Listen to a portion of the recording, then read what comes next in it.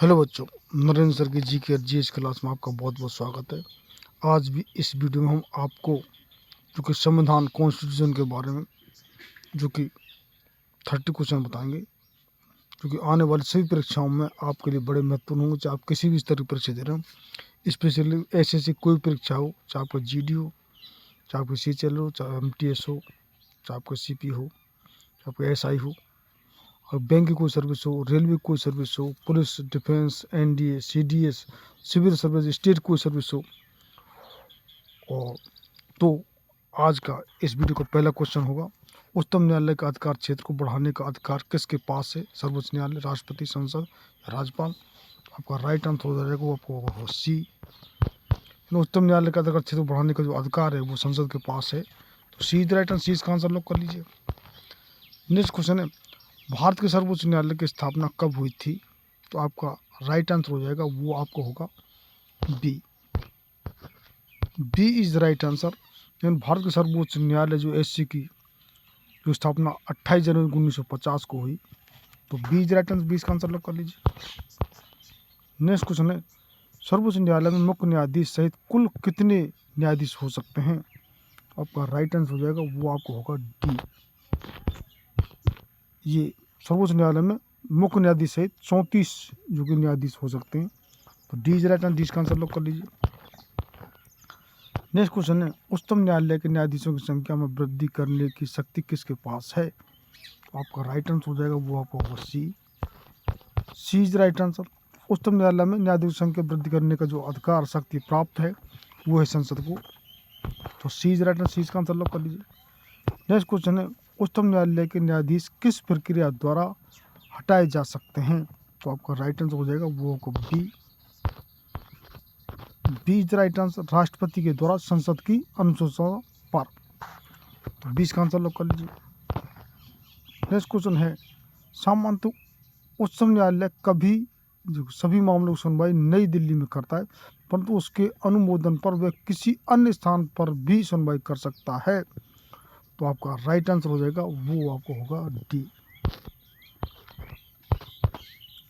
उच्चतम न्यायालय के अनुमोदन से, तो D का आंसर लॉक कर लीजिए। नेक्स्ट क्वेश्चन है, भारतीय संविधान का कौन सा अनुच्छेद संवैधानिक विवाद में सर्वोच्च न्यायालय के अपीलीय क्षेत्राधिकार से संबंधित है? तो आपका राइट आंसर हो जाएगा वो आपका होगा B इज राइट आंसर। अनुच्छेद 134(1), तो 20 का आंसर लॉक कर लीजिए। नेक्स्ट क्वेश्चन, उच्चतम जो न्यायालय में संविधान के निर्वाचन से संबंधित मामलों की सुनवाई करने के लिए न्यायाधीशों की संख्या कम से कम कितनी होनी चाहिए? तो आपका राइट आंसर हो जाएगा वो होगा A इज राइट आंसर 5, तो A इसका आंसर लॉक कर लीजिए। नेक्स्ट क्वेश्चन, केंद्र और राज्यों के मध्य होने वाले विवादों को निर्णय करने की भारत के उच्चतम न्यायालय की शक्ति आती है, तो आपका राइट आंसर हो जाएगा वो आपका होगा D इज राइट आंसर। इसकी मूल अधिकारिता के अंतर्गत, तो D इसका आंसर लॉक कर लीजिए। नेक्स्ट क्वेश्चन है, उच्चतम न्यायालय के संविधान के मूल ढांचे का सिद्धांत किस वाद में प्रतिपादित किया गया था? तो आपका राइट आंसर हो जाएगा वो आपको होगा C केशवानंद भारती बनाम केरल राज्य 1973, तो C is right answer. C का आंसर लॉक कर लीजिए। नेक्स्ट क्वेश्चन है, संविधान कौन सा अनुच्छेद उच्चतम न्यायालय को उसके द्वारा किए गए निर्णय अथवा आदेश के पुनर्वलोकन हेतु अधिकृत करता है? तो आपका राइट आंसर हो जाएगा वो होगा B यानी कि अनुच्छेद 137, तो 20 का आंसर लॉक कर लीजिए। नेक्स्ट क्वेश्चन है, भारत में संविधान की मूल संरचना बुनियादी ढांचा के सिद्धांत का स्रोत है? आपका राइट आंसर हो जाएगा वो होगा आपका D इज राइट आंसर। न्यायिक समीक्षा, तो D इसका आंसर लॉक कर लीजिए।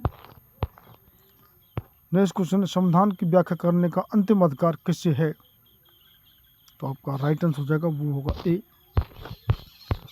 संविधान की अंतिम व्याख्या करने का अधिकार सर्वोच्च न्यायालय SC को है, सुप्रीम कोर्ट, तो A is right answer. A इसका आंसर लॉक कर लीजिए।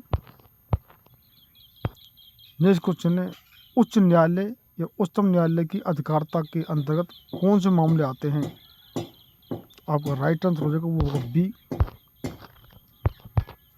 मूल अधिकारों का प्रवर्तन। तो 20 का आंसर लॉक कर लीजिए। नेक्स्ट क्वेश्चन है, भारतीय संविधान का संरक्षक कौन है? आपका राइट आंसर हो जाएगा वो होगा आपका सी, भारतीय संविधान का जो संरक्षक है वो सर्वोच्च न्यायालय, सुप्रीम कोर्ट। तो सी इज राइट आंसर, सी का आंसर लॉक कर लीजिए। नेक्स्ट क्वेश्चन है, भारत के प्रथम दलित मुख्य न्यायाधीश कौन थे? आपका राइट आंसर हो जाएगा ए, न्यायमूर्ति के.जी. बालकृष्णन, जो कि प्रथम जो कि दलित मुख्य न्यायाधीश थे।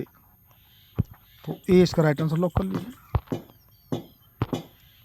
नेक्स्ट क्वेश्चन है, संविधान की व्याख्या से संबंधित सभी विवाद सर्वोच्च न्यायालय के समक्ष किस अधिकारिता के अंतर्गत आते हैं?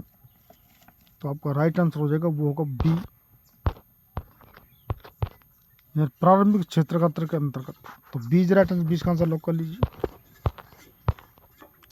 नेक्स्ट क्वेश्चन है, कानूनी मामलों में उच्चतम न्यायालय में से किसे परामर्श लेने का अधिकार है? तो आपका राइट आंसर हो जाएगा वो आपका D, D is right answer, यानी राष्ट्रपति को। तो डी का आंसर लॉक कर लीजिए। नेक्स्ट क्वेश्चन है, भारतीय संविधान किस अनुच्छेद के अंतर्गत सर्वोच्च न्यायालय भारतीय नागरिकों के मौलिक अधिकारों की सुरक्षा करता है? तो वो आपको अनुच्छेद बताना है, आर्टिकल कौन सा हो जाएगा? आपका हो जाएगा सी, सी इज राइट आंसर, अनुच्छेद 32। तो सी का आंसर लॉक कर लीजिए। नेक्स्ट क्वेश्चन है, सर्वोच्च न्यायालय के न्यायाधीश नियुक्त होने की किसी व्यक्ति को कम से कम कितने वर्ष तक उच्च न्यायालय में वकालत करनी चाहिए? तो आपका राइट आंसर हो जाएगा वो होगा आपका डी, 10 वर्ष। तो D is right answer, D का आंसर लॉक कर लीजिए। नेक्स्ट क्वेश्चन है, भारत के न्यायालयों में से किन्हें अभिलेख न्यायालय माना जाता है?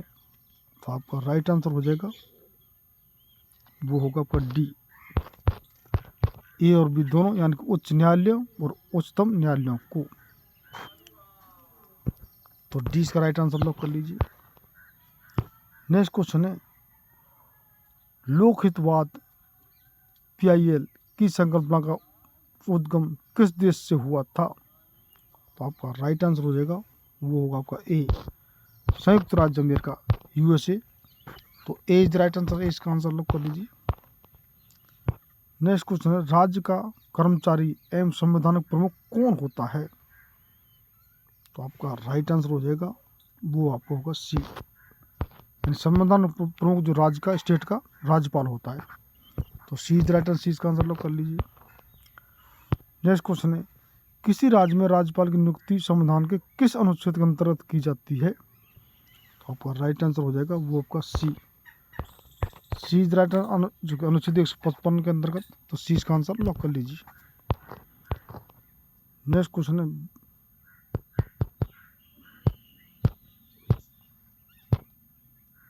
विधान परिषद में राज्यपाल द्वारा कितने सदस्यों को मनोनीत किया जाता है? तो आपका राइट आंसर हो जाएगा वो आपको होगा डी, यानी कुल सदस्यों का आपका 1/6। तो डी राइट आंसर लॉक कर लीजिए। झारखंड, छत्तीसगढ़, मध्य प्रदेश तथा उड़ीसा में एक जनजातीय कल्याण मंत्री की नियुक्ति कौन करता है? तो आपका राइट आंसर हो जाएगा वो होगा आपका ए, राज्यपाल। तो ए इज राइट आंसर, इसका आंसर लॉक कर लीजिए।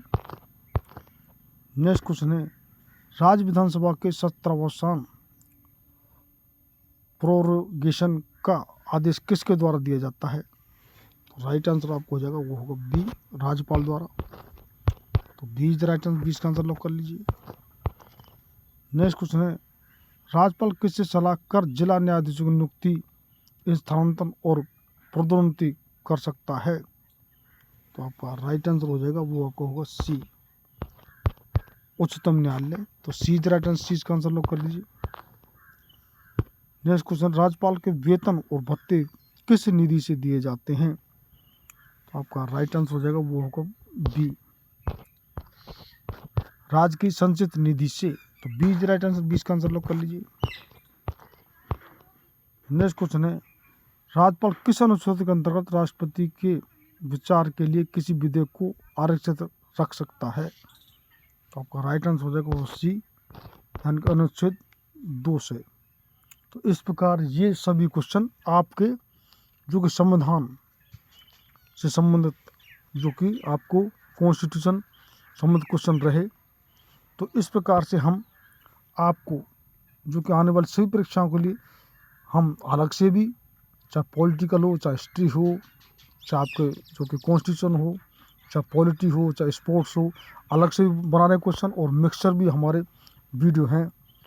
तो निश्चित रूप से जिन बच्चों ने चैनल सब्सक्राइब नहीं किया है वो चैनल को जरूर सब्सक्राइब कर लें। और जो एडवांस लेवल के बच्चे हैं वो तो पहली बार में टाइम में उनको जो कि और कई साल तैयार कर रहे हैं, तो पहली बार में ही जो सिलेक्शन हो जाता है तो उनके लिए एडवांस कॉन्ग्रेचुलेसन। लेकिन जो बच्चे हमसे 3-4 साल अगर जुड़े रहे तो निश्चित रूप से हम जी के जी एस नहीं, हम इंग्लिश भी, मैथ भी, रीजनिंग भी बिल्कुल 0 लेवल से एडवांस लेवल तक पा रहे हैं। और अब हम हिंदी की ग्रामर भी चालू कर रहे हैं, क्योंकि कितने पेपर ऐसे हैं जिसमें इंग्लिश नहीं आती, हिंदी आती है। तो अब संपूर्ण तैयारी इस चैनल पर कराई जाएगी। तो निश्चित रूप से आप ज़रूर चैनल को सब्सक्राइब कर लें। और if you haven't watch my previous video, first of all watch that videos, do subscribe my channel and press I welcome button to get regular update of my video. Thank you very much for the watching my video. आपका कोई सुझाव suggestion हो तो comment box में निश्चित रूप से लिखिए। लास्ट तक देखने के लिए दिल की गहराइयों से बहुत बहुत धन्यवाद।